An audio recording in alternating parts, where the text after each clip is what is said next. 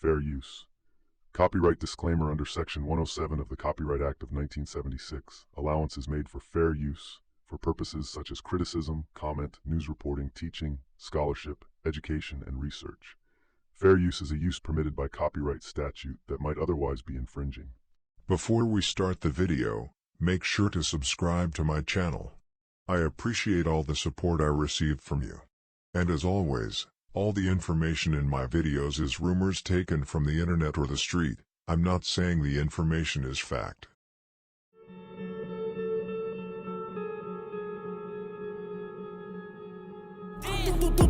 Pick your mans up. Just because people used to come through shooting at us every day. And this block, words can't even explain. Can't even explain. Yeah, man. Little school belly, 05 way on money. Young Money, man. They in the building. 600 boy, LA, man. LA Capone, man. Get it to him, man. OC2 boys, man. Team Number 9, man. Number 9 shootout, you hear me? Hey, bitch, little bitch. Yeah. Fuck is wrong with you, hey, I am Brick Squad. Brick Squad, boy. Fuck is you talking about, boy? You have to be willing to die or go to jail for 100 years if that's the lane that you're stepping in. You have to understand that whether you 15, 16, you got to think like a man. You know what I'm saying? So don't be in it. Oh, you're not? Why does everybody say you're only 16 years old? They say what they want to say. How old are you? 300. The murder of FBG Duck. This video will solely focus on the murder of FBG Duck, from the moment he headed to the Gold Coast until the final car returned to Parkway Gardens. I'll delve into all the available documents, scrutinize social media posts of significance, and discuss the recently concluded trial. I trust you'll find the information in this video informative and engaging.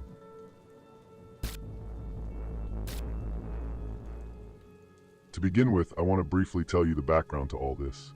The victim, FBG Duck, was a well-known rapper from South Chicago, specifically a neighborhood called Tukaville, or STL EBT, which is located at 63rd to 64th Roads to Champlain, STL, and 63rd to 65th Eberhart to Rhodes, EBT. In the late 2000s, STL found themselves at war with O-Block, a gang that houses in Parkway Gardens, a gated housing complex that has become so famous that it has been listed on the National Register of Historic Places. Michelle Obama, Chief Keef, and King Von are just some of the names that grew up in Parkway Gardens. However, it is not because of the former First Lady that it became famous. Chief Keef took everyone by storm in 2012 when he released the hit songs Love Sosa and I Don't Like, which would change hip-hop forever. While Chief Keef was successful and influenced the whole world as a 16-year-old, his 2-year-older friend King Von was out on the streets committing multiple murders, some more gruesome than others. By the end of November 2012, he had caught 5 bodies and shot 10 people during his still very short career as an assassin on the street. 2 years later, in February 2014, King Von was released, and as soon as he got out of house arrest, he went back to doing the exact same thing he did before he got locked up: killing. Days after getting off house arrest, he was involved in the murder of Lil Mark from 051 Young Money. 2 weeks after that, he murdered the teenage gang girl, Shakira. And a month and a half after that, he was arrested for 1 murder and 2 attempted murders after shooting up a birthday party. In late 2017, King Von was released after keeping his mouth shut in interrogation rooms for 3 years. It was there and then that King Von's rap career began. During the years King Von spent in prison, FBG Duck was out on the streets, but then decided to put all his energy into music and release songs continuously all these years. Make no mistake, FBG Duck was a full-worthy gang member as well. He has allegedly shot and robbed people and was not shy from mocking deceased enemies in his songs, a trend Chief Keef started in 2012 by dissing FBG Duck's deceased friend, Tuka. King Von and FBG Duck's beef didn't start when King Von became a rapper. It had already been going on for 7-8 years. They knew about each other long before the rap beef, Duck for the music and King Von for the killing. They had also interacted with each other on Twitter a few times in 2014, and probably even more times in private chats and phone calls. In 2019, once King Von's rap career really took off like a rocket, things started heating up between him and FBG Duck. This was during a period where King Von's best friend T-Roy had been murdered 2 years earlier, just months before King Von was released from Cook County. After that, the Get Back Gang was formed, a tight-knit group whose sole goal was to get revenge on the gang that killed him, Taekwon World and their allies, Jaro City and STL EBT.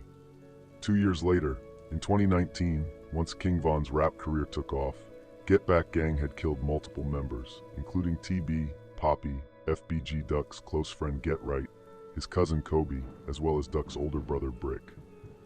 King Von, leader that he was, pushed for these murders to happen. Due to all of the work King Von already had put in, O-Block listened to him and the younger members looked up to him. Von had 7 bodies on his resume, which brought respect and trust. King Von wasn't shy about bragging about this either, or the murders he ordered. After Muwop and Munna killed FBG Duck's close friend, GetRight, and an innocent janitor in the midst, Von released 2 AM, where he rapped, "Muwop did him dirty, now it's hot outside." King Von quickly became the front figure for O-Block and the dissing towards STL EBT and Duck's deceased friends and brother. He even created an entire movement called Not From 63rd, which references Duck's neighborhood. Of course, FBG Duck did not accept this and deviated from his previous promotion of peace in his music and instead started releasing songs where he mocked deceased friends of King Von. The first real escalation started when King Von released the song Exposing Me together with Memo 600 in January 2019. In that song, they mocked multiple dead members, including Duck's deceased cousin Lil Scrap. A month later, Duck released his version of the song, arguably a better version as well, together with his cousin JHE Ruga, brother of the deceased Lil Scrap. They mocked a dozen of deceased members of O-Block and their allies from 600, including Lil Steve, who was killed by Ruga's brother Lil Scrap in 2011. FBG Duck also mocked Von's best friend T-Roy by rapping, "T-Roy ain't get shot inside his head, but he ain't make it though." King Von and his close friend Lil Durk were also taunted in the song for dyeing their hair. In the song Jet by King Von, he rapped, "I lost my best friend, can I have saved him if I was there? That was the worst feeling I ever felt, and I broke down to myself and I cried on the steps." Von really loved T-Roy, and he hated it when people mocked him, which FBG Duck was not afraid of doing. Later in the year of 2019, a couple of months after the back-to-back mocking and respective remixes of Exposing Me, Duck tried to go on another path, a path of peace, with the song Chicago Legends, where he paid tribute to enemies who passed away, including Fredo Santana, L.A. Capone, and Lil Durk's cousin Niski. However, King Von never changed his path. He kept on mocking Tuka, GetRight, and Duck's deceased brother Brick. I don't think he did it to get clout. I think he did it because he genuinely had pure hatred for them. Back in 2012 and 2014, he could only mock them on his relatively small Twitter page. Now, he had built up a huge fan base, and I think he enjoyed making fun of his enemies for the whole world to see. He enjoyed conflict. He got a boost from it. Von even used to DM Duck when he was alive, telling him that he had dissed him in his new song. He lived for this. One thing you have to understand about King Von, he is basically not a rapper. He was a serial killer who happened to become a rapper and then used the money to order more murders. Because King Von refused to stop mocking Duck's loved ones, Duck also deviated from promoting peace, especially after King Von dropped the song Took Her to the O, which is a song based on an imaginary story of killing Duck and mocking his brother. Subsequently, Duck released the song I'm From 63rd, and ultimately Dead, which many believe is the reason Duck was ultimately murdered. In the song Dead, he continued to diss T-Roy, Odie, J-Money, Keita, Lil Steve, Sheroid, Baldy, C-Thang, and Lil Boo. It was an incredibly disrespectful song, and it would also be the last Duck released because just 1 month later we arrive at the 4th of August 2020, the date his life would tragically end.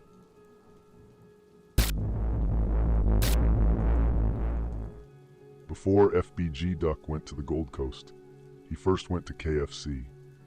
An unknown individual related in a police interview that Duck had called and asked for a ride to a Kentucky Fried Chicken restaurant located on 75th Street.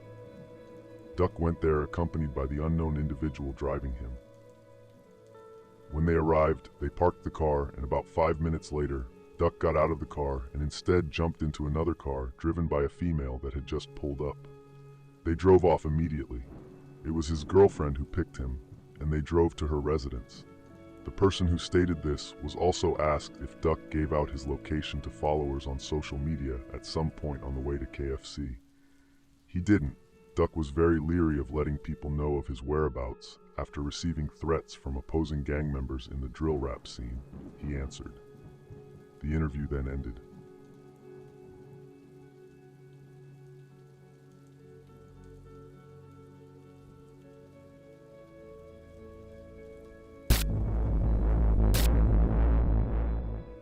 After hanging out for a while at her residence, they decided to drive to downtown Chicago in her car, a purple 2010 Mazda 6. FBG Duck wanted to shop in the Gold Coast. He was going to buy clothes for his son, whose 5th birthday came up on August 11, 2020, exactly 1 week after the murder. Duck's girlfriend stated to the police that once they arrived at the Gold Coast, at approximately 3:30 p.m., Duck went shopping at Milani Boutique, located at 50 East Oak Street, a luxury store that sells children's clothes, while she was waiting in the car outside. He bought a Givenchy t-shirt and a pair of socks for a total of $250. A few minutes later, Duck came back and got into her vehicle, which was parked across the street from Milani Boutique.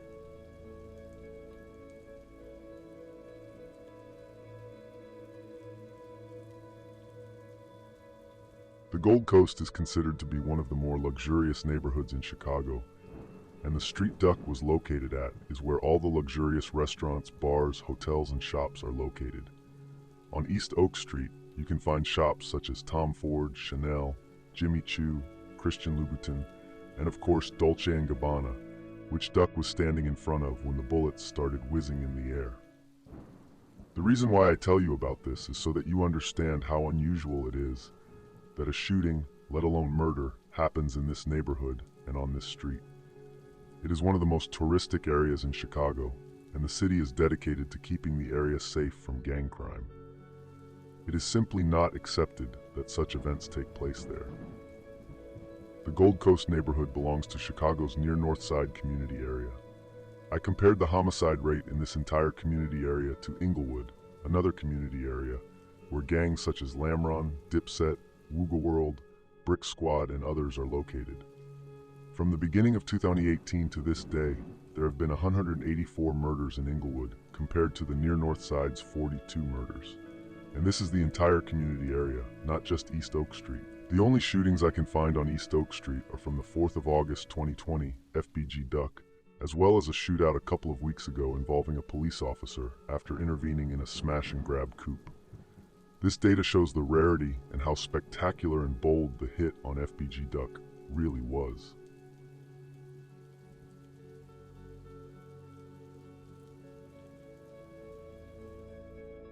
The girlfriend then related that she drove away from the parking outside of Milani Boutique and made a U-turn and parked in front of Dolce & Gabbana, located at 68 East Oak Street. Duck said he wanted to make a purchase at Dolce & Gabbana, she said. His girlfriend related that after parking outside Dolce & Gabbana, Duck got out of the car from the front passenger side of the vehicle and waited in line to enter the store. This was the time when COVID-19 was raging around and had the whole society in a chokehold. Therefore, only a number of people at a time were allowed to enter the stores, which was why Duck had to queue outside.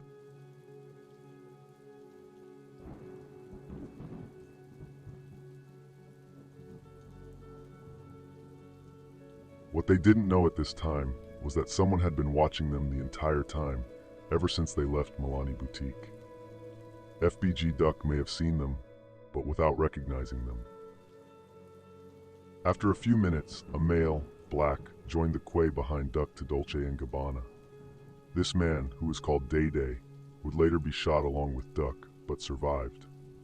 Day Day related in an interview with police that once he joined the queue, he observed a woman who stood at the front, a black male behind her, who he did not recognize, and himself at the back. The male in front of him was FBG Duck. Day had no idea who Duck was according to his own statements to the police. He then related that the female and Duck appeared frustrated for having to wait in line, but after a few minutes, the woman was given permission to enter the store, which meant that Duck was now at the front of the queue. Day then related that he asked Duck how long he had been waiting. Duck replied that he had been waiting for about 20 minutes while eyeing Day suspiciously. The two did not speak again. Day then observed Duck talking to a female sitting in a car parked on the street in front of Dolce & Gabbana, his girlfriend. Day related he had his cell phone in his hand and was looking at his Instagram account while standing in line. After he had waited in line for about 10 minutes and Duck for about half an hour, he observed two vehicles driving westbound on Oak Street and then stopped adjacent to where he was standing.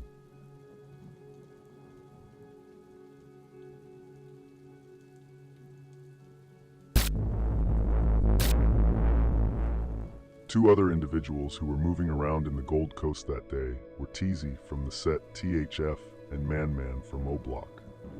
Teezy is an individual with connections to O-Block, but has also a personal history with FBG Duck. The mother of Teezy's child had been in a romantic relationship with FBG Duck, which made Teezy furious, and therefore he hated Duck with a passion. The mother also acknowledged to the FBI that she had been in a romantic relationship with Duck, but was not at the time of Duck's murder.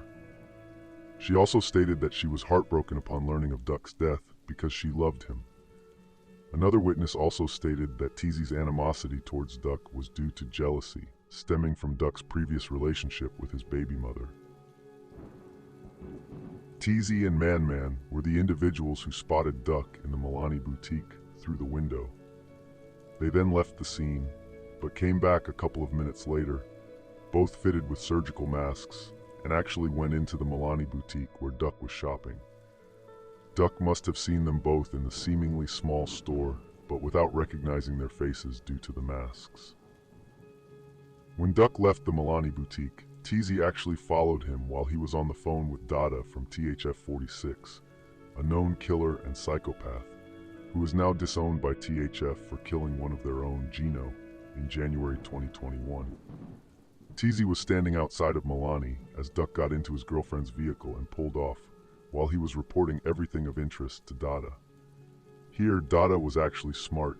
He understood that it is not worth the risk to do anything in the Gold Coast. Instead, he just told Teezy to see what kind of car Duck was getting into.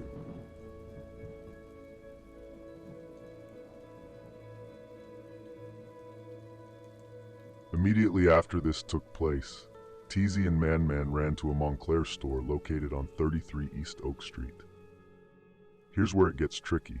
According to several witnesses, they saw a masked man being chased by an armed and masked man about 30 minutes before the murder. However, it was an illusion. What they saw was Teezy running with Man behind him, possibly one of them with a weapon in their hand as a precaution. But it was perfect, since this was the exact same lie Teezy told the security guard inside the Moncler store and on the phone when he dropped FBG Duck's location. The narrative fitted perfectly, since the witnesses thought they had seen it. The witness, who was sitting in her car, also told how she saw the man chasing Teezy and that she heard his handgun jam. It never happened. I believe she confused the incident with the shooting that happened later, where Duck's gun actually jammed. Even if what she says is true, there is absolutely no way she heard it, because 1, she was sitting inside a car, and 2, it was parked on 55 East Oak Street, and the Moncler store is located on 33 East Oak Street. However, Teezy's lie, together with the witnesses' illusions and confusions of what they had seen, which was for a long time a big mystery in the story, would later be exposed.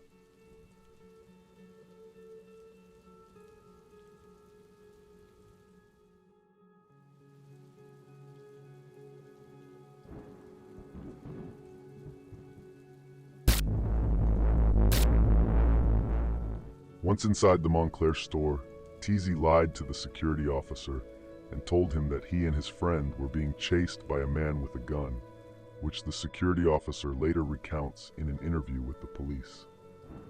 Keep in mind, this goes against what the witnesses have said, because according to the security officer, it was two men who were being chased based on Teezy's story, while witnesses outside thought they saw one man chasing another, which in reality was Teezy and Man running with one ahead of the other. What I want to say is that it was never someone chasing another. It never happened.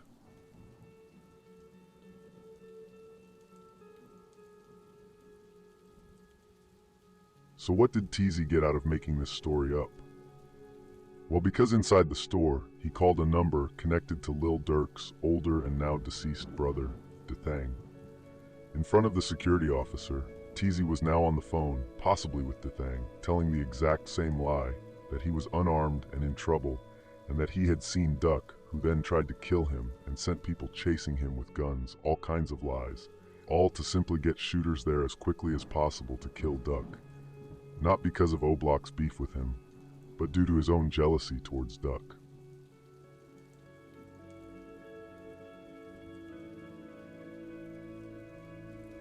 So in front of the guard, it didn't sound like he dropped the location of someone to get killed, but he did it subtly while making himself look like the victim. However, what he didn't know was that the security officer filmed the whole thing, which would later be used in court.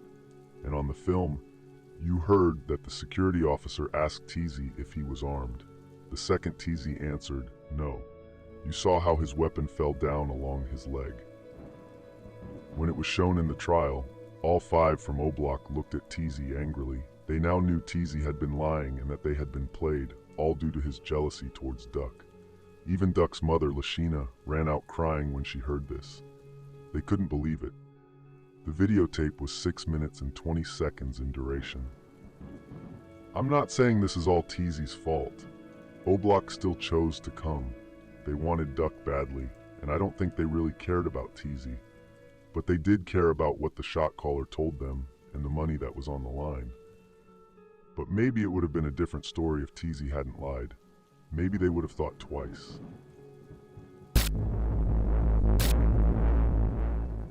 What could also be proven is that shortly after Teezy's call, the number connected to C-Thang made several different calls, presumably directly or indirectly to O-Block. It is unknown who received the call, but at approximately 4:02 p.m., O-Block received the information, and 2 minutes later, Muwop is seen jumping out of the black Ford Fusion parked in Parkway Gardens and starts running towards the nearest building and up the stairs to the apartments. On the way, he runs past Kenny Mac, who seconds later turns and runs after Muwop up the stairs.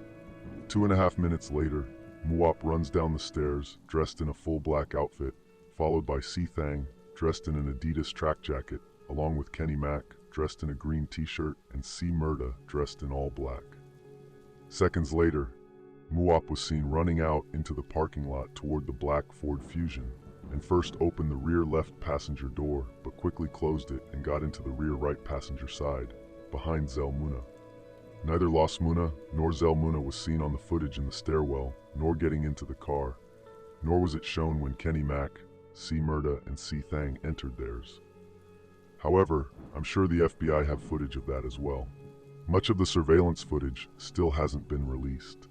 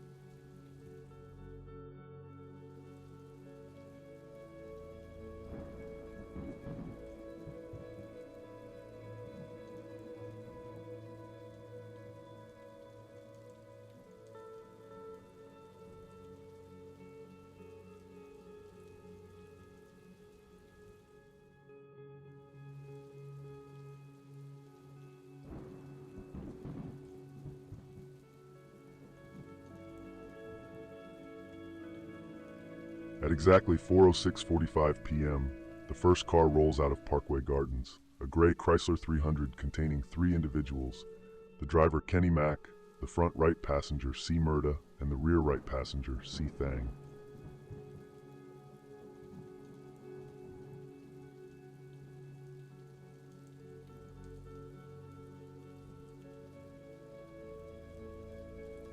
Exactly 20 seconds later, at 4:75 p.m., the other car rolled out, the black Ford Fusion, which also contained 3 individuals. The driver Los Munna, the front right passenger Zell Munna, and the rear right passenger Muwop.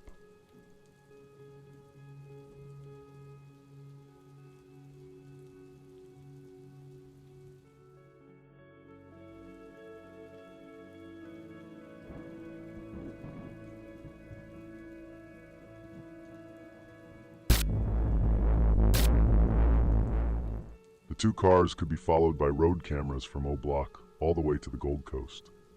The first camera captures them at 4:11:13 p.m. outside a gas station at 6231 South Wentworth Avenue and entering 194 towards Oak Street. Here, the FBI also managed to read both license plates using advanced computer technology.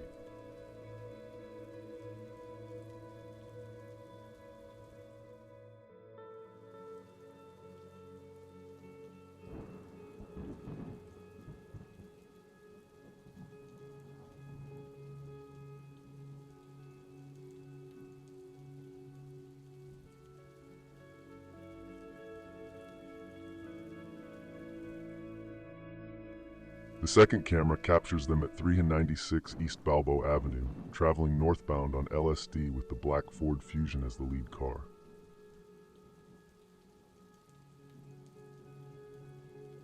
The third camera captures them at the intersection of South LSD and East Monroe Street, still traveling northbound and still with the black Ford Fusion in the front.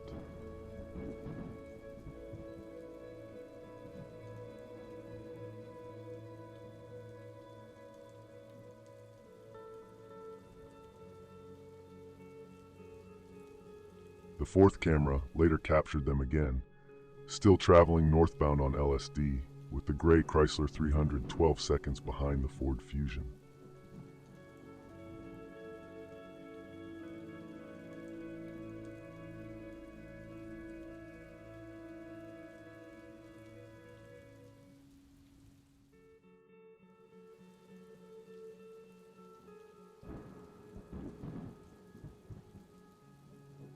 The fifth camera later catches them turning westbound onto Chicago Avenue from LSD. Now the Chrysler was close behind the Ford. Both drove calmly and used their turn signals.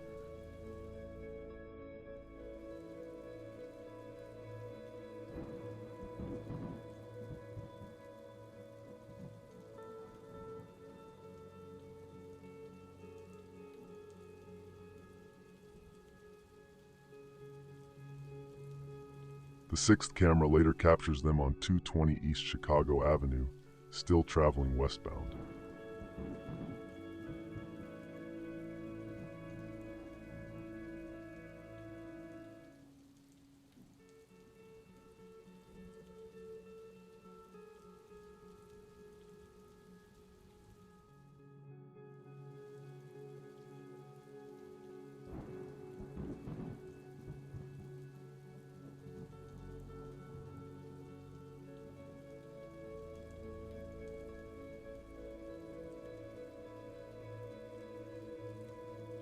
The seventh camera then captures them on 230 East Chicago Avenue, still traveling westbound with one car closely followed by the other.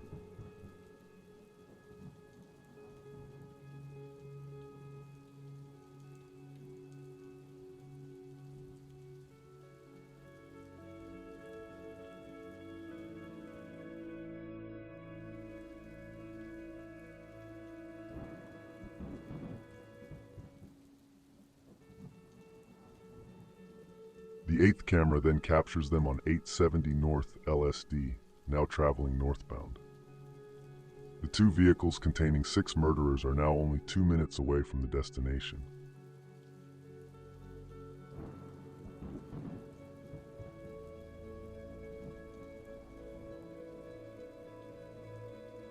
The 9th camera then catches them 1 minute after the 9th on 902 North LSD, still traveling northbound. Now you notice that they are in more of a hurry. The Chrysler switches lanes to stay behind the Ford. They are now 1 minute away from their target.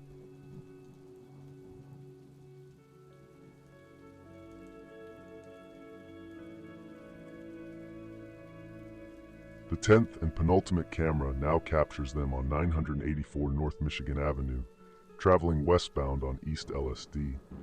Now they are only 20 to 30 seconds away from where everything went down.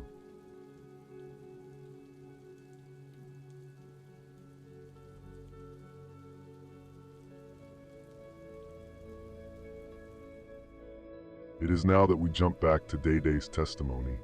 It is now that he observes the two vehicles driving westbound on Oak Street and then stopping adjacent to where he and FBG Duck were standing. At precisely 4:26:30 p.m., the black Ford Fusion hadn't even stopped before the first car door swung open on the rear right passenger side. A lanky black figure emerged. It was Muwop fitted with a surgical mask, firing the first shots at Duck. Immediately following Muwop, Zell Munna jumped out of the car and joined in the gunfire. One of them yelled, "Yeah." As bullets whizzed in the air, Duck instinctively ducked and turned around, only to confront a red rope, typically seen outside luxury shops. Duck tripped over the rope and fell to the ground, having been shot multiple times by Muwop and Zell. Desperately, he tried to escape between two cars onto the road. From the front right passenger side of the Chrysler, C-Murda shot, hitting Duck's girlfriend in the left wrist as she attempted to operate Duck's jammed Glock in an attempt to return fire. Simultaneously, C-Thang stepped out from the rear right passenger door of the Chrysler. Duck was now trapped, with C-Thang standing over him between the two cars, shooting him repeatedly. The shooters then jumped back into the cars. The Chrysler was the first to drive away, followed by the black Ford Fusion.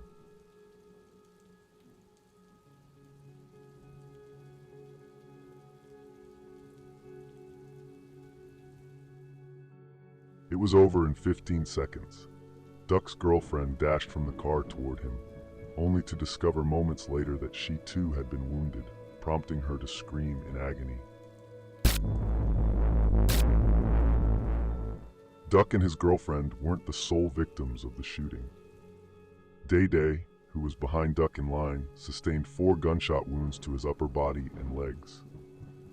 In a subsequent Instagram post shared by Day Day following his discharge from the hospital, he revealed he had required 9 units of blood due to severe blood loss and had died twice during surgery. Remarkably, he pulled through. He was hospitalized for over 24 days during COVID-19, barely able to get any visits, which just added to the pain, he said. Day Day also shared a touching message from his mother about her reaction to receiving the call. I will quote it.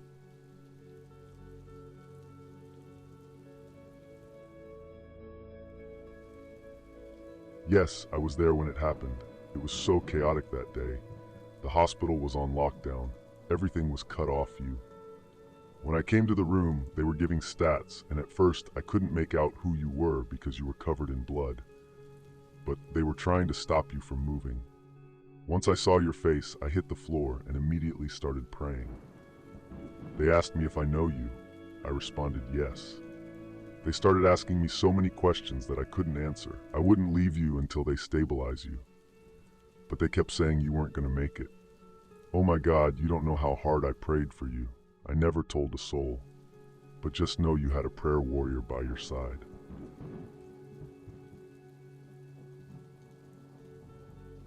I am aware that there is, or at least was, a great deal of rumor surrounding Day Day and who he is possibly related to, but that is nothing I will speculate on. Day Day was not involved in this in any way. He just happened to be in the wrong place at the wrong time. What remains unknown to many is that while the 6 assailants were making their way back, the police were already aware of the vehicles they were using. They had promptly reviewed surveillance footage and gathered descriptions from numerous witnesses regarding the appearance of the cars and their direction of travel. I'm confident they tracked them in real time using the same cameras we had been monitoring earlier and relayed this information to other police units via radio communication.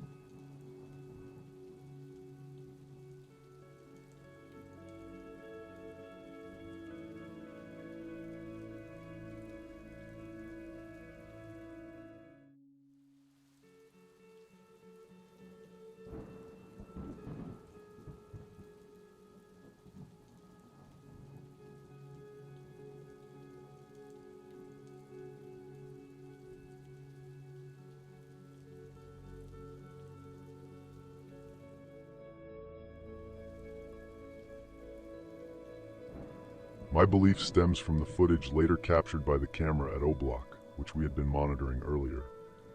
It reveals something incredibly surreal. As the gray Chrysler returns to the parking lot in Parkway Gardens, a police car shows up exactly behind them, rolling in at the same pace. In the surveillance footage, Kenny Mac neatly parks the gray Chrysler in the parking lot. As 3 doors swing open, Kenny Mac, C-Murda, and C-Thang exit the vehicle simultaneously. Meanwhile, the police car halts with its blue lights flashing, and an officer begins to exit the car. However, he seems to pause, possibly receiving communication on the radio, then decides against leaving the vehicle and returns inside, closing the door behind him. The entire scenario resembled the moment in GTA when you swiftly lose your wanted level after driving into a garage.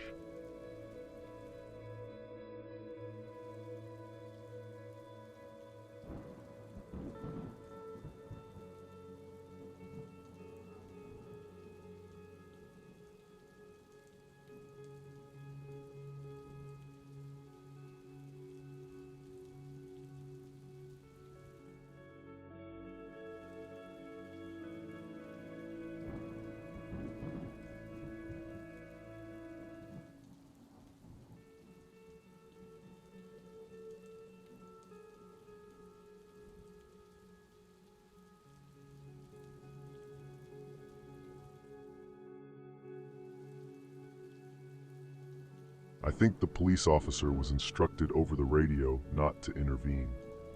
Given that at least 2 of the 3 individuals who exited the car were armed, dangerous, and had committed a murder just 30 minutes earlier, it's unclear what might have happened if the lone officer approached them. There was a genuine risk that they could have reacted with panic and potentially harmed him. I wonder if you can truly capture the emotions that the 3 individuals must have experienced in that moment when they saw a police car pull up behind them, 30 minutes after carrying out one of the most high-profile hits in Chicago's history. Even if they appeared outwardly calm, their hearts must have dropped to their feet. Next, you can track another camera feed where C-Thang and Kenny Mac can be seen sprinting across the yard. At precisely 4:57 p.m., they are observed entering a building and exiting 2 minutes later. I speculate that they washed their hands and disposed of the murder weapons. Surprisingly, they didn't bother to change their clothes, not even C-Thang, who stood out in his distinctive Adidas track jacket.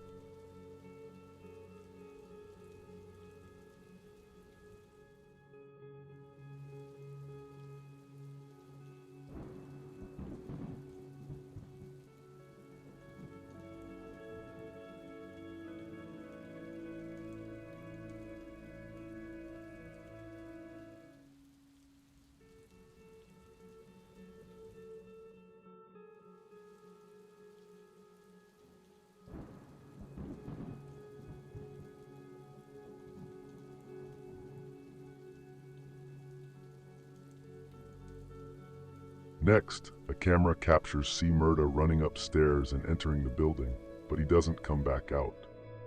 In the final scene of the released footage, Kenny Mac opens the front right passenger door, seemingly searching for something. Then he heads up the stairs toward the building, holding a black plastic bag that seems to have something hard and angular inside.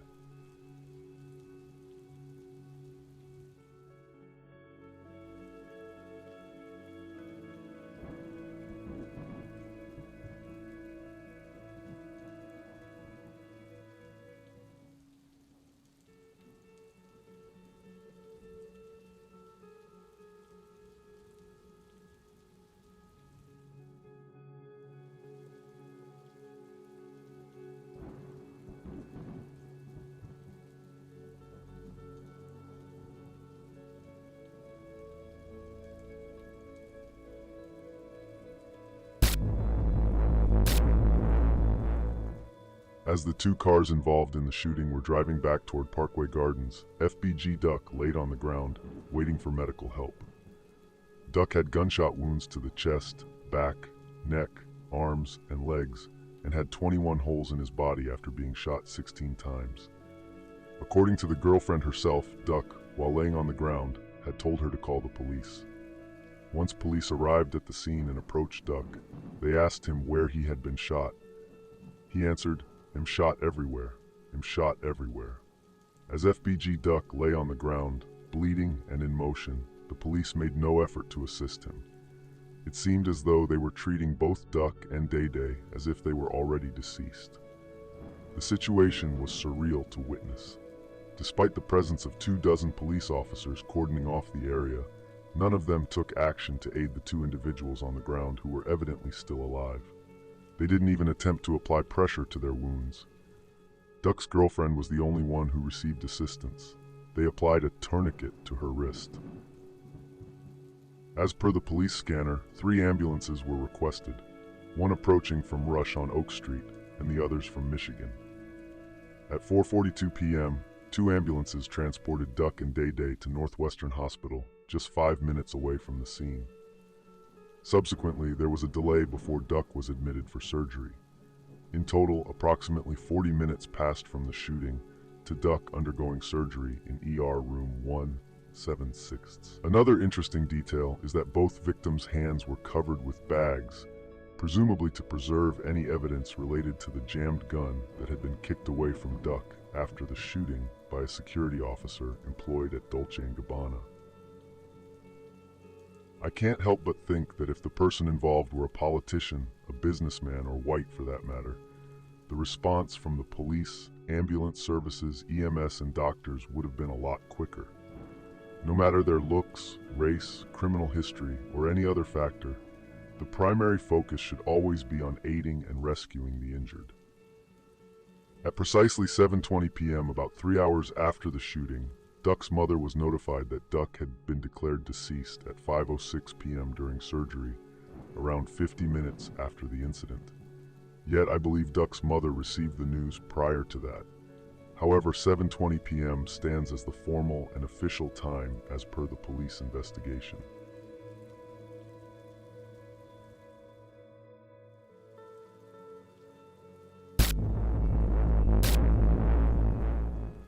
Once the news came out that FBG Duck had been shot and killed, the internet exploded with reactions, mostly the part of the internet that is interested in hip-hop.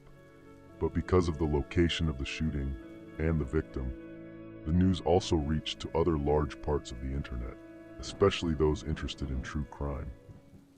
Journalists, YouTube channels, and bloggers immediately set about documenting the event and trumpeting it on their channels. I myself remember when it happened. First, the uncertainty about what actually happened and whether it was really FBG Duck who had been murdered. You all probably recognize the feeling when something big has happened but the public doesn't quite know what, and the speculation flows on social media from all sorts of accounts. Once it was confirmed that Duck had been shot and murdered, first bloggers, followed by news channels, began to send out the news whose comment fields, especially among the bloggers, were filled with sadness, a feeling of loss, and last but not least, mockery. The mockery poured in, which was expected, partly because he was a rapper, but mainly because King Von had made him known as his #1 enemy. Most real hip-hop fans already knew about Duck because of his talent, but those who only listened to mainstream artists, such as Youngboy, Lil Durk, Gunna, and Young Thug, did not know about him, and if they knew him because he was King Von's enemy. The reactions from the opposing side, O Block, 600, THF, Front Street, Lamron, Taytown, and of their allies and subsets was immense.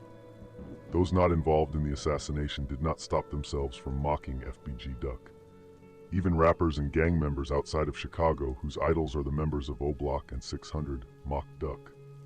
One of the first to mock FBG Duck on social media was of course 600 Breezy, who immediately dropped a snippet of a song he had recorded before the murder, with the caption, "I'm supposed to not drop my song because he actually died."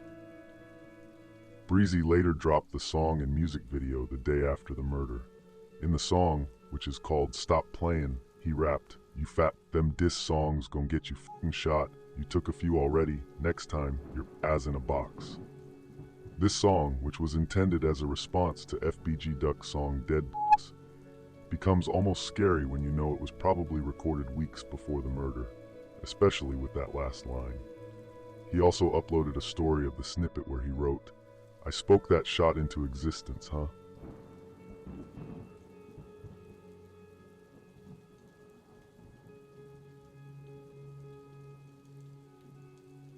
Another famous personality and rapper who was quick to jump on the bandwagon of mocking was Taydo from Front Street, who was in a video saying, "Smoking on Duck Duck Goose."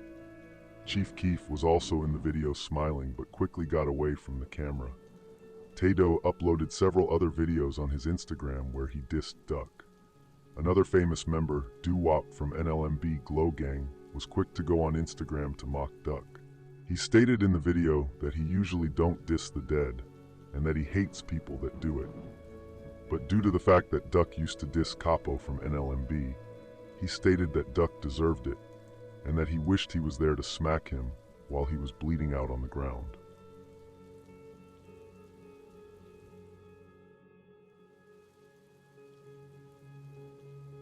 Another well-known rapper who commented after the murder was Lil Durk from Lamron.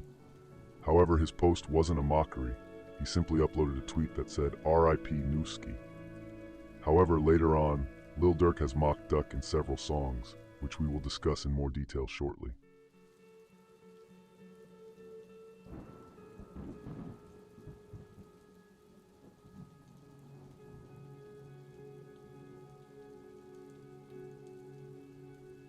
I was profoundly shaken when I heard the news, and it's one of those moments etched in my memory. I recall being at the gym when my phone started buzzing with messages from a contact, informing me of a shooting involving FBG Duck in the Gold Coast. Initially, he wasn't aware that Duck had been shot. When such significant events occur, information spreads rapidly, and the responses followed swiftly after the initial messages. Eventually, it was confirmed that Duck was indeed shot, though his condition remained uncertain at the time. He was still fighting for his life. My heart raced as I hastily wrapped up my workout and rushed home, settling in front of the computer with my phone close by. I vividly remember constantly refreshing news pages, checking Instagram stories, browsing Reddit, and exchanging private messages for updates. The news was later confirmed with images and videos of Duck lying on the ground, battling for survival. Shortly thereafter, the heartbreaking confirmation came that FBG Duck had passed away at 5:06 p.m. under the care of Dr. Stay, approximately 50 minutes after the shooting. My heart sank with sorrow. FBG Duck wasn't just one of my favorite rappers, but also someone I admired for his personality. Another reaction immediately after the murder was, of course, the hobby of detective work, which started immediately among many. The speculations and questions flowed: which gang was behind the murder? Who were the shooters? Who was the other man and woman who were shot with Duck? Did the shooters get away? And how and when will the revenge take place? The questions were many and the speculations were even more. The main suspects were, of course, O Block.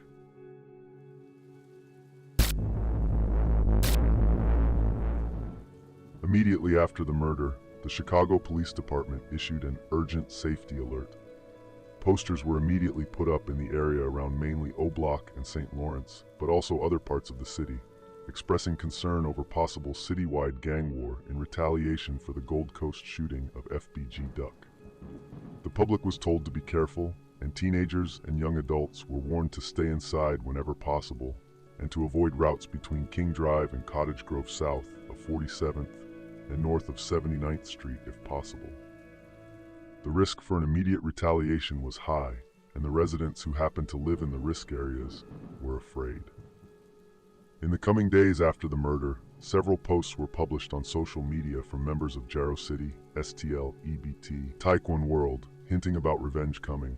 However, revenge never came that week, and no other week for that matter. I think there are several reasons why the revenge never came, partly due to CPD increasing security around O Block the same day Duck was killed, but I think it's largely due to STL EBT not having the motivation to take such risk. O Block had both fame and money that attracted members to act and take risks, which was not the case with STL. It was like O Block killed the last bit of hope at STL by getting Duck out of the picture. The only ones that tried to slide were Taekwon World and MAB, but they never succeeded. However, revenge would still come a few months later, not from them, but from Lil Tim, who shot and killed King Von outside an Atlanta nightclub.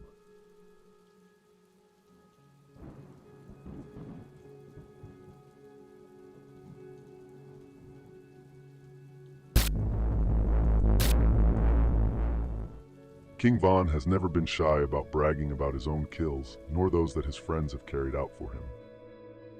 After the murder of Duck, you expected live streams on Instagram with mockery or tweets with laughing emojis. However, none of that came.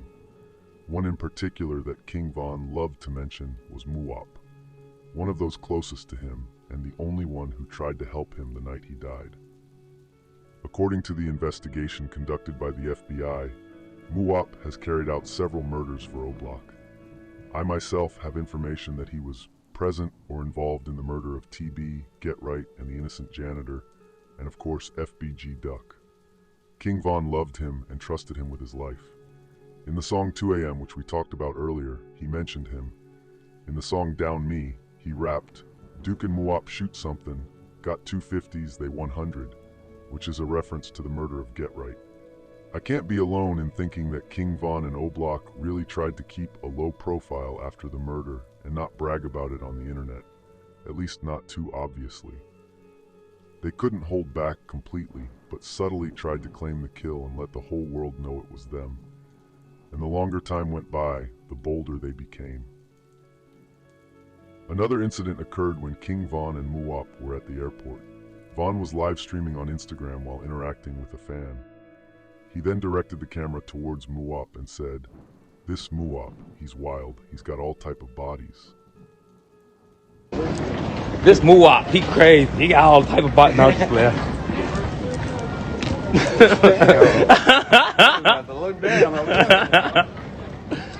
I know we play.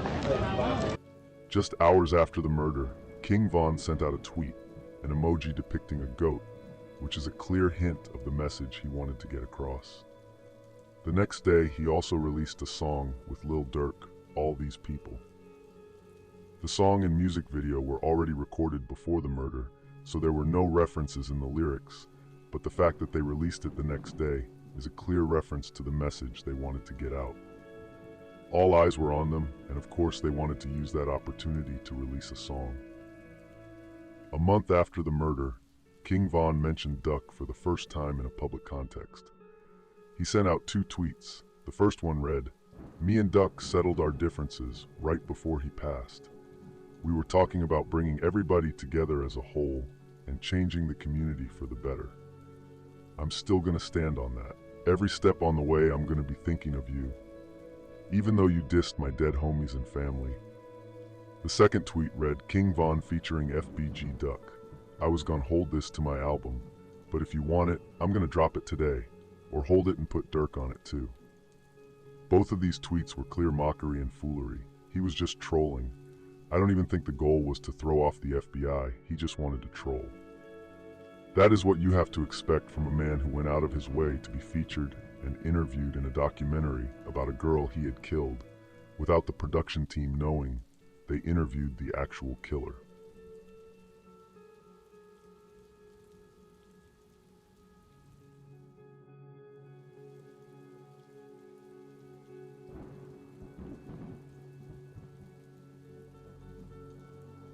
King Von has also targeted Duck in several of his songs. For instance, in the song Don't Miss, featured on his latest album, but recorded a month or two after Duck's passing, he rapped, "Duck got nailed, no hammers." In the song Demon, which was released just a week before Von's own death, he rapped, "I don't give a Duck, even if it rain, we coming through." Additionally, in the song Too Real, he rapped, "Rap beef turned to homicide, you diss then we gon' slide. He got shot, but he ain't die, psych, you know he died." In the song Chase the Bag, he rapped, "Damn, that's fucked up what happened to, I wish we would've had that sit down." Another notable occurrence was the interview between King Von and DJ Akademiks, which was released just 2 days before King Von's tragic shooting. The interview lasted for 40 minutes and garnered significant attention. However, during the interview, Akademiks brought up the tweets King Von had posted about resolving differences with Duck. Akademiks also mentioned that he knew Von was trolling. Von's response was filled with lies, so I won't repeat it here. However, a few minutes later, Akademiks asked if Von felt saddened by Duck's passing. King Von replied, "Man, that really hurt. I couldn't even sleep at night, couldn't believe it." He then asked Akademiks to hold on as he put his camera down. While the camera was down, laughter could be heard in the background, and even when Von picked up the camera again, BJ from O Block could be seen giggling. Von quickly changed the subject thereafter. Social media played a significant role in this homicide, both before and particularly after the incident. It was on social media platforms that members of O Block boasted and celebrated. Later in the evening, just a few hours after the murder, Lil Durk's newly released song When We Shoot could be heard blaring from speakers in the neighborhood. Let's begin with Zell Munna's social media activity. 4 hours prior to the murder, he posted on Facebook, "I'll wet you and don't seek forgiveness," which are lyrics from G Herbo's song Ridin' With It. 3 weeks following the murder, he ridiculed Duck by posting, "Smoking dude that said T-Roy name," along with a laughing emoji. December 15th, 2020, Zell posted another status on Facebook where he wrote, "Can't duck 4 sticks."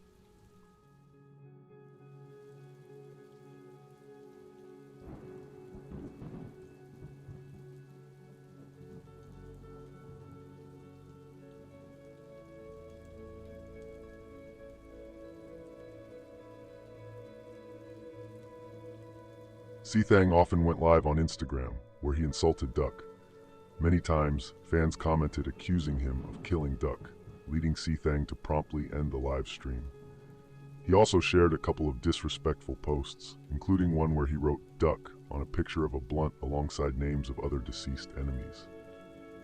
They be saying all type of weird ass shit, bro. A real BDM in Alabama, where that? You ain't never touched no poles. Yeah, you right. I didn't do shit. Nigga said ain't never touched no pole, them bitches. Ooh, I'm off this shit.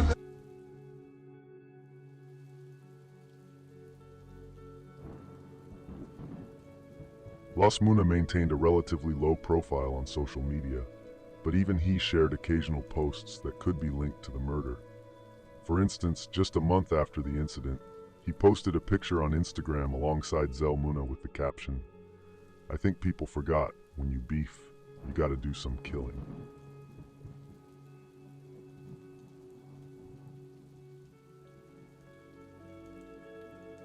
Muwop was the most egregious on social media among the shooters, and he also had the highest public profile.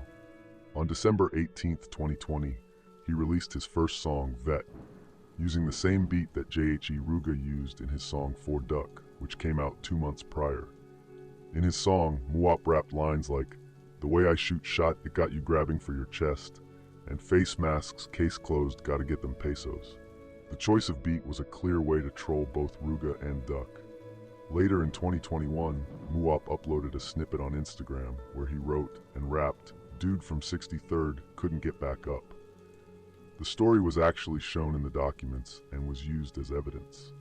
Muwop also uploaded another snippet which did not make it to the FBI documents, where he rapped, "Nah, pass the duck, it's merched, say he should have ducked, made spot news that shit was but Dude, I was on the hunt. When I spot dude, I'ma show him some. I'ma overkill him, phone him know what's up. Another interesting post that got a lot of attention was the picture Muwop posted from a music video shoot of the shoes he was wearing. It was a pair of Gucci shoes with a duck that was splashed by a water camera.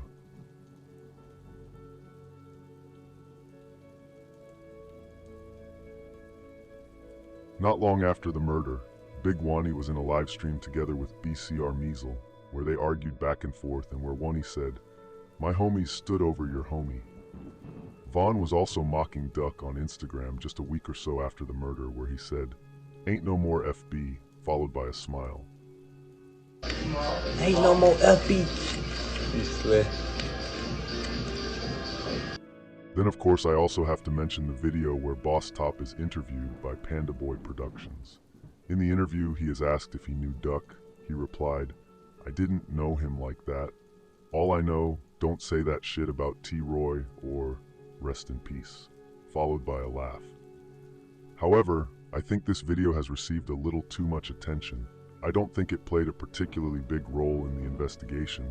At least it was no worse than anything else that was published. As I said earlier, social media was a major factor. There is even a single paragraph called social media in the FBI documents. The document states, and I quote, "At all times material to the allegations in the superseding indictment, members of O-Block have publicly claimed membership in or association with O-Block on various social media platforms, including Facebook, Instagram, and YouTube." The document displayed several images of the defendants sourced from their social media profiles, where they proudly claimed affiliation with O-Block, along with pictures showcasing their O-Block chains.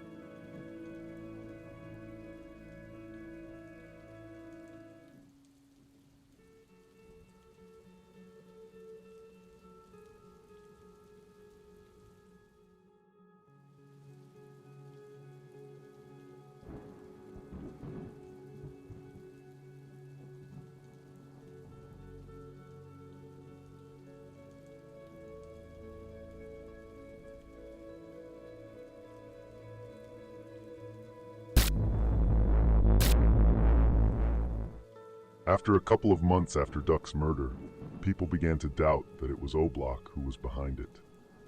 Most people were absolutely sure it was O-Block from day one. It was very clear to us. However, many chose after a few months to come up with completely absurd theories about who killed him, ranging from the mafia to Russians and cartels. This is common, even at higher levels with worldwide events. Conspiracy theories will always exist, but I just want to warn you not to blindly believe all of this. In the same way that you should not blindly believe everything I say, even if my intentions are always to tell the truth. This also happened with the murder regarding GetRight. Just like with the murder of FBG Duck, everyone was absolutely certain from day one that it was O-Block who was behind the murder and who the shooters were. But after a while, when the murder was not solved, several different theories arose which in my ears were completely crazy. I myself remember who started the rumor about Melly from 051 Young Money killing GetRight. As soon as the theory was planted, several people jumped on the bandwagon since they praised Melly and thought you favored O-Block because you said they were responsible. This whole theory was based on a comment GetRight's sister had made. I believe that if you attach an assumption to a piece of evidence, you start to bend the narrative to support it, prejudicing yourself. It has been proven time and time again that you cannot trust what family members say. Friends and family of Duck also said that O-Block was not responsible until they were arrested. On November 6, 2020, King Von's life came to an end. A few hours earlier, before it all went down, King Von was celebrating his album release at Opium nightclub in Atlanta. After the celebration at the nightclub, he was supposed to go back to his Airbnb, but instead, he changed his mind on the way to the Airbnb and decided to go to the Monaco Hookah Lounge on Trinity Avenue. There are many around King Von who have testified that he was not himself that night. If he had taken drugs is unclear, but at least he drank alcohol in the club. When he decided to go to the Monaco Hookah Lounge, he did not notify his security and went there alone in a car with one other driver and another car with friends. Once King Von arrived at the location, he waited in his car for about 30 minutes, and his security finally got word of his new location and immediately rushed to the hookah lounge. Another person who was also at the scene was the Atlanta-based rapper Quando Rondo, together with his brother Lil Tim. King Von was sitting in his car with around 20 of his friends surrounding it. About 50 feet away from Von's entourage stood Quando Rondo outside of his car, in which his brother Lil Tim was sitting. Someone from King Von's crew spotted Quando and notified King Von. Immediately, King Von jumps out of his car and walks forward with a sweeping look across the parking lot. After only a few seconds, he spotted Quando and walked towards him. Quando also saw him but moved a little insecure towards him, as if he wanted to talk to Von. However, King Von, being the type of guy he was, he didn't want to talk. King Von walked right up to him and started beating him up. More and more people from King Von's entourage joined the fight. It was at that point that Quando's brother, Tim, got out of the car and shot King Von 4 times in his back. Von immediately collapsed on the street and got a death grip on Quando to use him as a human shield. In the same second, either Slutty or BJ from O Block shot Tim in the leg, but when it was time to finish him, the gun jammed. 2 off-duty cops were also present at the scene. When they heard the shots ring off and saw Tim getting shot, they immediately returned fire. The first couple of shots missed, and Slutty, BJ, Boss Top, and Louie started running, without knowing where the shots came from. Slutty and Louie were both caught in the crossfire. Slutty was killed on the spot, and Louie was rushed to the hospital in critical condition with a gunshot wound to his head. Both BJ from O Block and King Von's manager got shot in the leg. Once Quando Rondo understood that King Von was shot, he started yelling that King Von was shot. King Von still had a strong grip on Quando because Tim was still laying on the ground behind him with a gun in his hand. One man that never left King Von was Muwop from O Block, who is now locked up for the murder of FBG Duck. Muwop was unarmed, and even though King Von's killer was still on the ground with the weapon in his hand, he approached Quando and knocked him out twice to get him off Von. Once he got him off, a black Audi pulled up and they put Von in the back seat and sped off to the hospital. King Von was, after several operations in an attempt to save his life, tragically pronounced dead in the hospital. FBG Duck's associates, primarily gang members, were visibly jubilant upon learning of King Von's death. Each of them made disrespectful posts and celebrated with a party. However, Duck's mother had a different perspective. She posted on Facebook, expressing, "I sincerely hope that child makes it through. No mother should ever experience the pain of losing a child." In September 2021, Duck's mother recounted a touching moment in the park. As she was there, a little girl suddenly ran up to her and hugged her legs. When Lashina asked whose pretty little baby it was, she was told it was King Von's daughter. "I started shaking," Lashina said.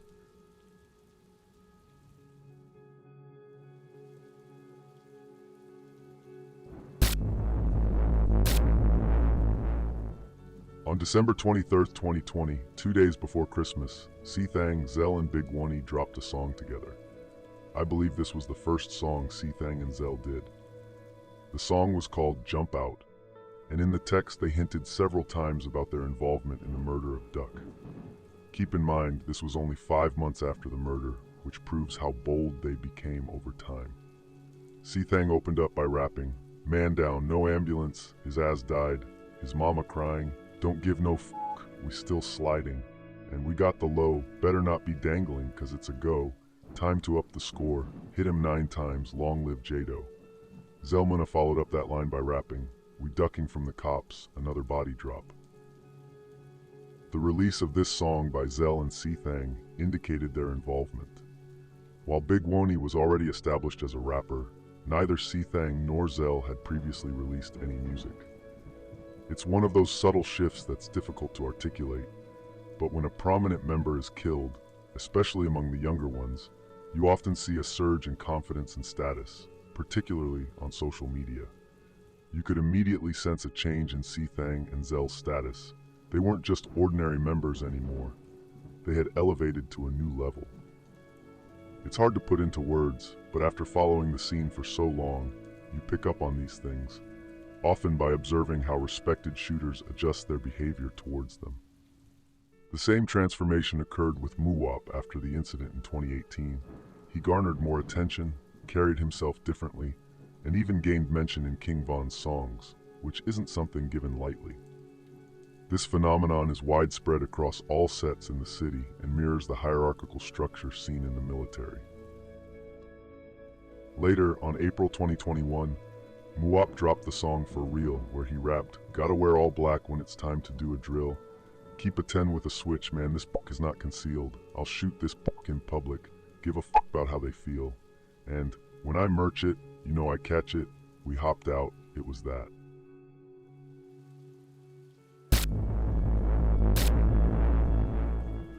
On January 11th, 2021, the FBI received a tip from a caller who stated that he can provide information regarding the murder of FBG Duck.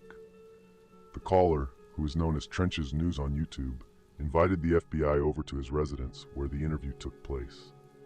Trench's News, or Swipper as he is also called, was shown a video of Duck's murder as well as photographs provided by an FBI special agent of individuals from the O-Block Black Disciples faction from Parkway Gardens. Swipper identified several individuals whose names are redacted, and of which one individual he described supported O-Block with drugs and firearms purchases. He then related that this individual would receive profits from these drug sales and reward O-Block members with jewelry and vacations. Swipper then identified Charles Liggins as C-Murda, or Lil Charles, and stated that he was an original O-Block member and that his brother, Sheroyd Liggins, was shot dead by STL. He then went on to identify Marcus Smart as Muwop and stated that he had conducted several murders on behalf of O-Block. He also identified Los Munna as an O-Block member with family ties to the Black Disciple leadership. He then went on and identified Kenny Mack, C-Thang, and several other members whose names are blacked out. Before the interview ended, Swipper told the FBI that he was willing to meet with them again.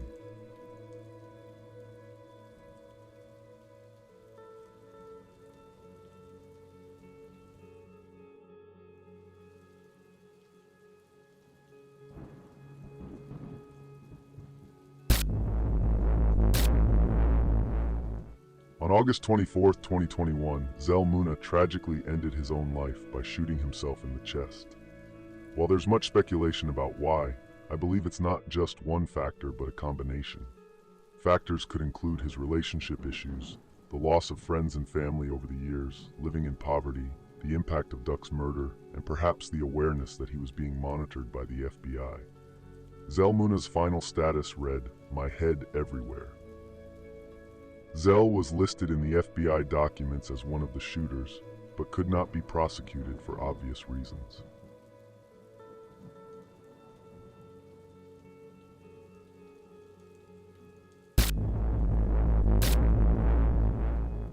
On October 13, 2021, it happened. The FBI conducted mass arrests of members from O-Block who were involved in the murder of FBG Duck. Los Munna, C-Thang, and C-Murda were arrested in Parkway Gardens by federal agents. Muwop was arrested at O'Hare Airport, Delta Terminal E, which is an international airport in Chicago. Kenny Mack was not arrested per se since he was already locked up in Cook County. According to reports, all arrests took place peacefully. There were no fights or drama connected to the intervention.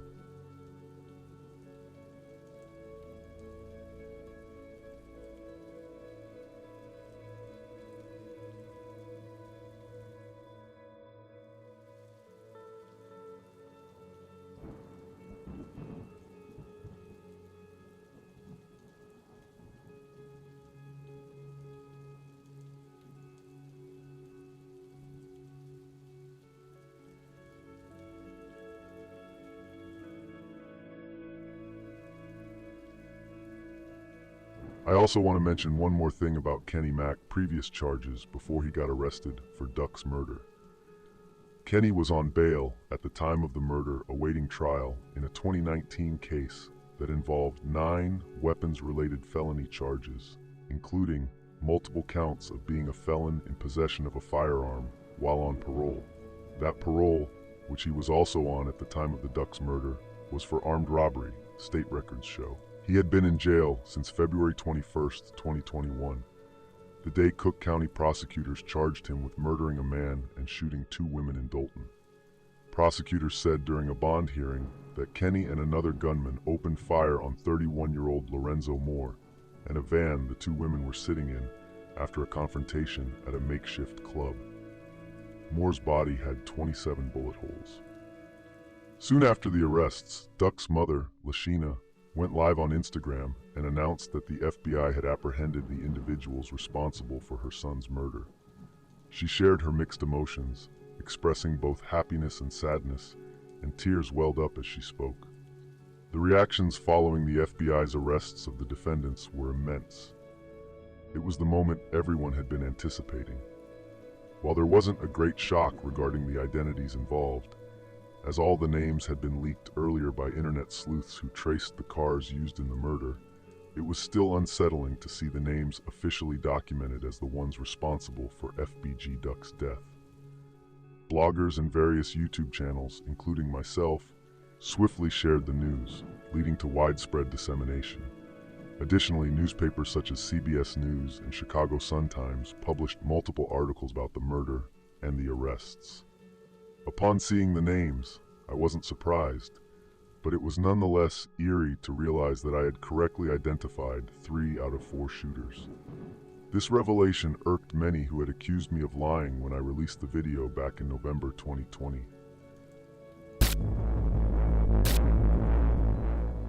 On the day of their arrest, an initial hearing commenced for 4 of the defendants.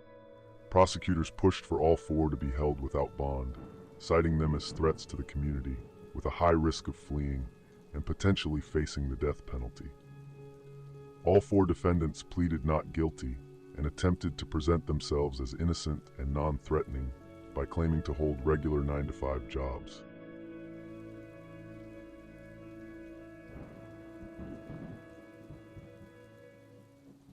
C-Murda, despite his unfortunate name, informed the judge that he worked at both Corner Bakery and Popeye's Chicken. Munna stated he worked as a dishwasher. However, Muwop made perhaps the most surprising claim, especially given his reputation in street circles. He asserted he worked as a janitor at a church. I was taken aback when I read this, unsure if he was serious or simply trolling. I also recall the response when this information was posted on Reddit, where the top comment with the most upvotes simply read, "Janitor killer maybe." For those unfamiliar with the background, Muwop is rumored to have been involved in a double murder on June 15, 2018, where he and Munna allegedly killed GetRight from STL EBT, as well as an innocent bystander who was working as a janitor. This individual was simply in the wrong place at the wrong time. The murder was captured on surveillance footage, showing Muwop as the lone shooter targeting the janitor before turning his gun on GetRight. The murder of FBG Duck marked the second instance where Muwop appeared on surveillance footage in connection with a homicide.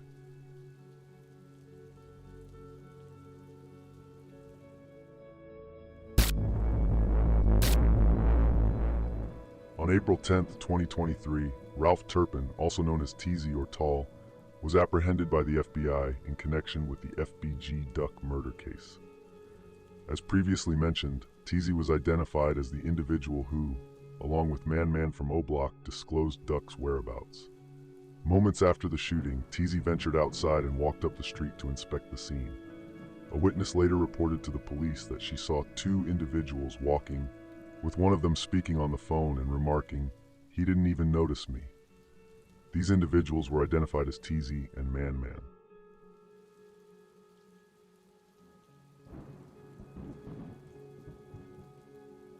For those unfamiliar, Man is a known snitch from O-Block who previously cooperated with authorities, implicating Rage from O-Block in a murder case for which Rage was subsequently sentenced to 71 years. It's highly likely that Man also provided information about Teezy, which in the end led to his arrest.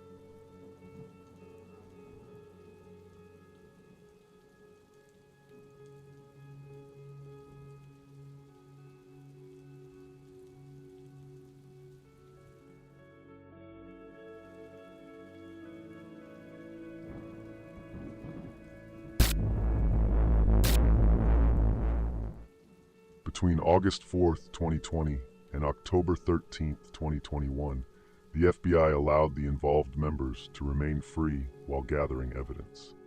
This is typical FBI procedure. If they arrest you, it's because they're confident they have enough evidence to secure a conviction. We've covered a lot of evidence presented in the trial, such as CCTV footage and online content, but there's more to explore. The CCTV footage available online is of lower quality compared to what was shown in court. The trial featured HD resolution footage with zoomed-in views of faces, clothing, and other important details. One of the biggest pieces of evidence was, of course, those connected to the cars used in connection with the murder. On August 5th, 2020, the day after murder, the police seized Kenny Mac's gray Ford Chrysler 300, which was parked at 2141 Gunderson in Berwyn, Illinois. Inside, they found several crucial pieces of evidence pivotal to the case. Among these findings was a shell casing that matched ballistic evidence from the scene. Additionally, they discovered a note in the car containing login details for social media accounts belonging to C-Murda. Furthermore, C-Murda's behavior on the jail phones was noteworthy. Despite being incarcerated, he continued to exert influence, as recorded conversations reveal. He instructed someone after his arrest to inform Duke that everyone should acquire new phones. Additionally, he remarked on jailhouse phones that the case against them was weak because they wore masks, and he downplayed the significance of the surveillance footage showing them leaving O Block before the murder. The FBI also retrieved 2 weapons linked to the shooting: FBG Duck's Glock 19 Gen 4 9mm, and one of the actual murder weapons, a Springfield Armory M1A XDS 9 9mm, with the latter being particularly significant in the evidence. On August 18th, 2020, the black Ford Fusion, which was driven by Los Munna, was located at 7300 South Harlem in Bridgeview, Illinois. Los had bought the car with cash using fake bank and CPN information. The purchase went through, but once they actually investigated the paperwork in detail, they noticed the provided information was fraudulent. After they figured this out, they actually called him and asked him to return the car. However, what makes this so stupid, not only is the fact that he used his own car on a hit, but also that Los already knew that he would have to return the car before he knew that he would use it in the murder of FBG Duck. However, once the Ford was actually located by the FBI, it had already been cleaned from top to bottom and resold to another customer. Also, the reason why only one car was seen rolling onto O Block on the camera surveillance after the shooting was precisely for this reason. Los went to return the vehicle and was then picked up with Muwop and Zell, 2 of the shooters, after calling his girlfriend to come and get them. Although no forensic evidence was found in the car, the dealership had cameras, and despite Los providing false bank statements, the car could still be linked to him. Before the arrest took place, a YouTuber had managed to obtain information that the car was registered to him, meaning he must have still been using his own name. If a YouTuber could find this out, imagine how quickly the FBI must have known. Blood was also discovered on the hood of one of the cars parked at the murder scene on 70E East Oak Street. Prosecutors stated that the blood belonged to one of the shooters. According to them, the shooter had been lightly grazed by one of the bullets fired by Duck's girlfriend. However, the wound was likely so minor that the shooter did not require medical attention. Another intriguing aspect of the investigation is the connection of one of the murder weapons to other cases. It was linked to 2 homicides, Duck's murder and another incident in H Block, where the victim was shot in the neck on May 15, 2020, and passed away due to the injuries on December 22, 2020. Additionally, the same weapon was used in 4 separate assassination attempts, one in O Block, one just outside Front Street, one in Touch Money, and one in Boko territory.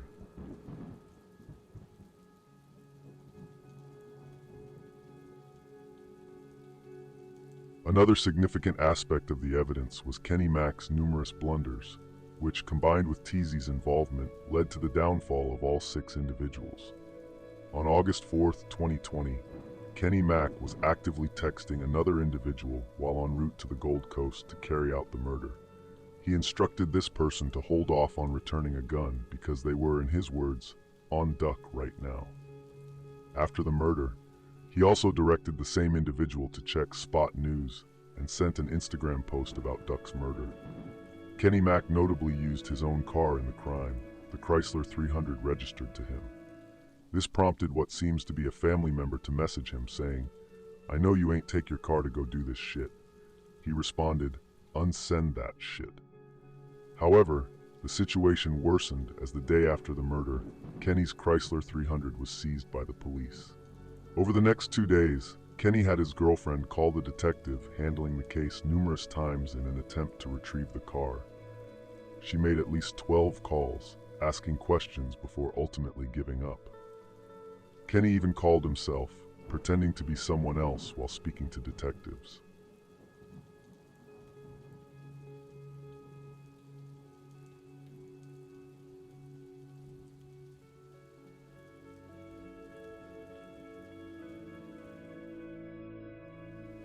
Another intriguing detail involves Teezy's actions on the phone. Following the murder, he messaged his ex-girlfriend, who had a past relationship with FBG Duck, sending her 3 laughing emojis. The girlfriend was listed as witness 4.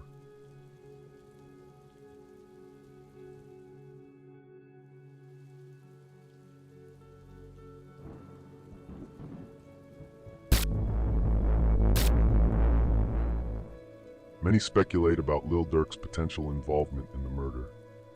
Personally, I am convinced he had no direct or indirect role. However, FBI documents refer to him as Individual E and note that he is the younger brother of the deceased C-Thang.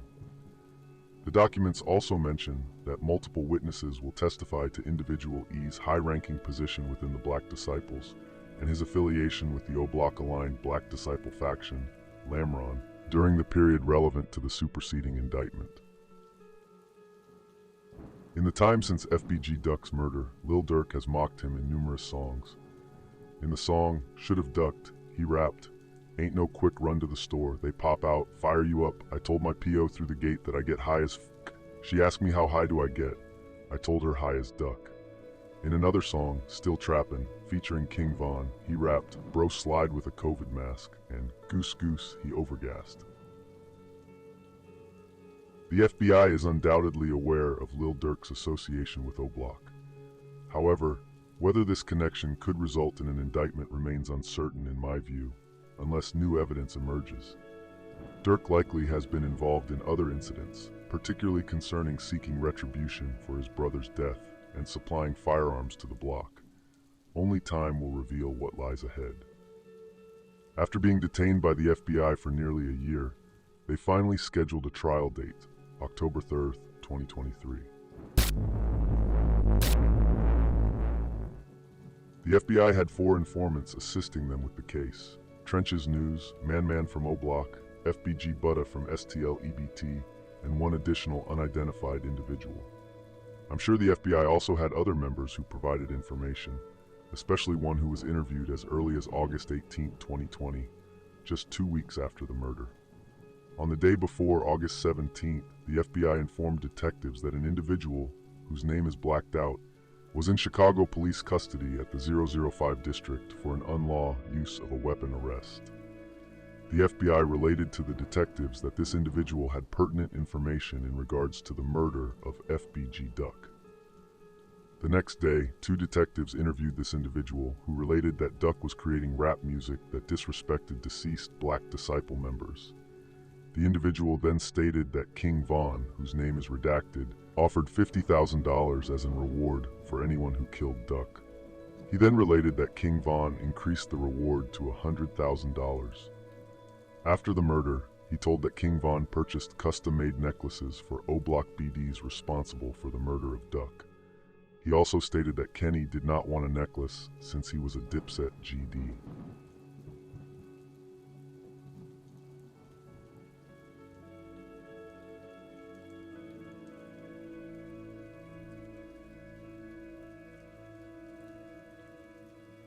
Most of the information provided by these informants revolved around identifying individuals in the camera footage, outlining the gang structure within O-Block, detailing the hierarchy, and recalling past murder cases. According to the FBI, O-Block held meetings to discuss internal affairs, such as violence against its own members and plans to target rival groups. Trench's news mentioned that these meetings occurred weekly or bi-weekly, with members required to pay $20 dues at each gathering. Failure to pay resulted in interest charges. The collected funds were allocated for various purposes, including memorials, funerals, bail money, and purchasing firearms. Man corroborated this, indicating that only shooters and drug dealers were invited to these meetings, during which weapons and drugs were distributed among O-Block members.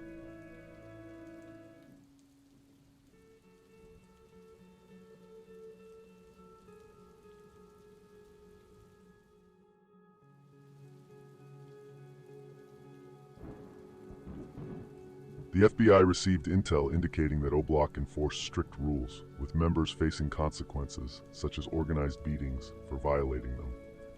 These violations were discussed during meetings. According to Man, the leaders of O-Block included Boss Top, referred to by law enforcement as Individual A, Duke, referred to as Individual B, BJ, referred to as Individual C, Defendant C-Murda, and King Von.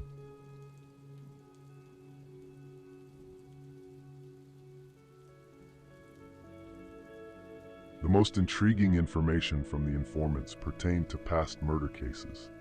According to FBG Buddha, King Von was responsible for shooting him in the knee and killing Jakira Barnes on April 11, 2014.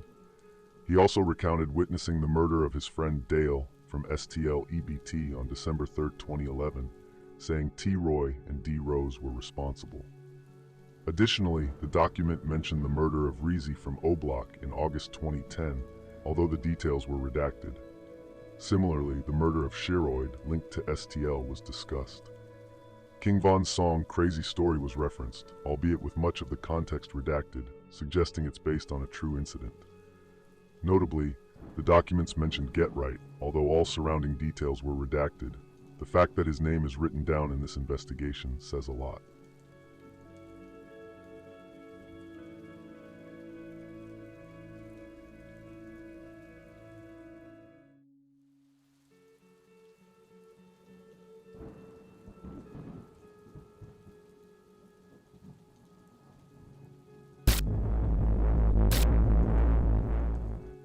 After just over 2 days of deliberations after the trial ended, on January 17th, a federal jury convicted 6 reputed gang members of the brazen killing of rapper FBG Duck on the Gold Coast. Muwop 24, C-Thang 24, Kenny Mac 30, C-Murda 32, Munna 32, and Teezy 34 were all found guilty of murder in aid of racketeering and conspiring to kill Duck. Muwop, C-Thang, Kenny Mac, C-Murda, and Munna were also convicted of using a firearm during the commission of the murder, but their verdicts were split. C-Murda, an alleged gunman, and Kenny Mac, an alleged getaway driver, were found guilty of shooting Duck's girlfriend and using a gun in the attack, but they were acquitted on the same charges relating to the shooting of the other victim. Muwop, another alleged shooter, and Munna, the second driver, were convicted of wounding that victim and using a gun in the shooting, but they were found not guilty of the counts related to Duck's girlfriend. C-Thang, another alleged shooter, was not convicted of any charges related to the 2 victims who survived. FBG Duck's mother, Lashina, expressed happiness and relief after the verdict was concluded. She insisted the verdict marked the downfall of the O-Block faction that warred with her son's gang set. Knowing that they will not do that to another family brings me comfort. Knowing they will not terrorize anybody else, she said. They're done, the whole crew. O-Block and everything of it is done. She added, I could never want another mother to feel like this, to see their child shot down in the street like a dog. They had FBG Duck death parties. That's how much it meant to them. On Wednesday, she and her loved ones said they were planning a much different celebration, a Justice for Duck party, which also happened. Immediately after she, family, and friends came out of the federal courthouse, she went live on Instagram and told them that they will pop champagne and celebrate the outcome.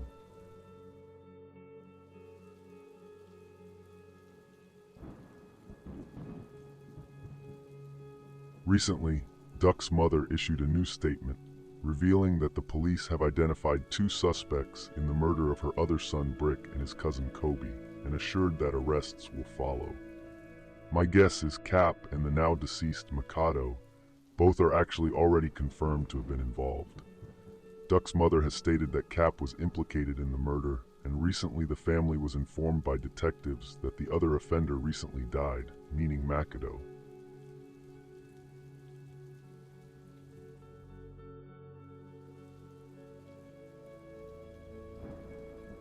The reactions after the defendants were found guilty were rather muted. All the bloggers, including myself, naturally shared the news, but there wasn't much surprise. It was widely expected that they would be convicted. Statistics show that 9 out of 10 cases investigated by the FBI result in guilty verdicts, so it wasn't particularly shocking that this case followed the same pattern.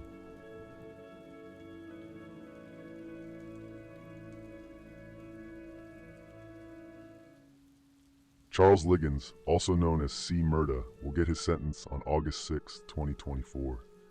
Kenneth Robertson, also known as Kenny Mac, will receive his sentence on August 8th. Marcus Smart, also known as Muwop, will get sentenced on August 13th. Ralph Turpin, also known as Teezy or Tall, will get sentenced on August 15th. To Carlos Offord, also known as Los Munna, will be sentenced on September 4. And finally, Christopher Thomas, also known as C-Thang, will receive his sentence on September 17th. My belief is that they will all be sentenced to life without parole. They will definitely spend the next 6 decades in a prison cell with their freedom taken away from them. The tragic part of all this is that Duck had 4 kids, C-Murda has 5, Los Munna has 4, Teezy has 3, and Kenny Mac has 1. The result is 17 children who have to grow up without a father.